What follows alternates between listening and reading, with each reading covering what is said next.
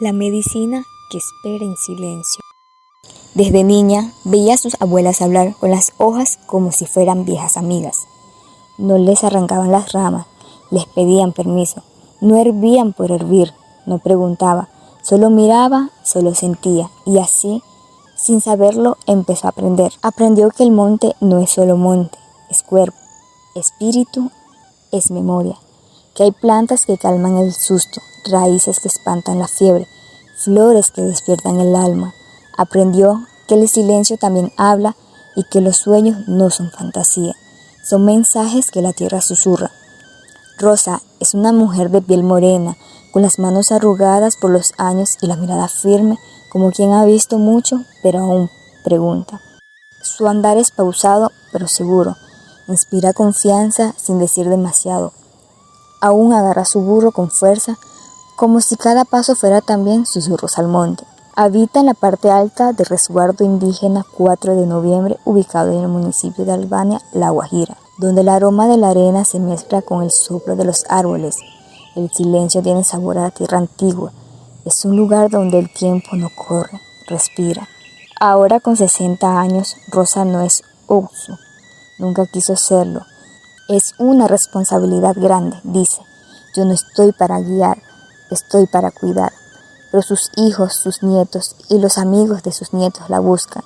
Le preguntan qué planta usar, cómo preparar el baño, qué sueño seguir, porque la ven como lo que es, una mujer que sabe, una mujer que escucha. Rosa no receta desde libros, receta desde los sueños que Rapú le regala, desde la memoria que sus abuelas sembraron en ella como semillas.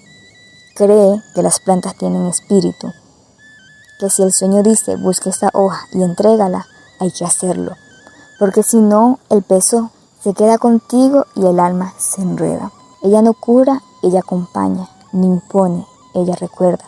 Su medicina no se guarda en frascos, sino en caminatas hasta el monte, en silencios compartidos, en sus sueños que insisten, porque en su mundo sanar no es solo aliviar el cuerpo, es devolverle al espíritu su hogar. Es saber que hay plantas que te esperan desde antes de nacer, pero a veces Rosa se queda en silencio entre ruidos, entre prisas y se pregunta si sus futuros nietos sabrán escuchar cuando Rapú les hable, si sabrán esperar el sueño, si sabrán pedirle permiso a Ma, porque el problema no es que el saber se pierda, es que el alma ya no sabe cómo escuchar.